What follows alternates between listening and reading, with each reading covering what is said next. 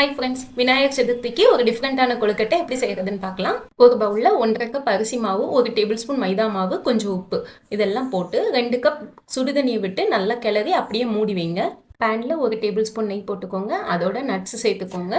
கூடவே 1 கப் தேங்காய் துருவல் சேர்த்துக்கோங்க.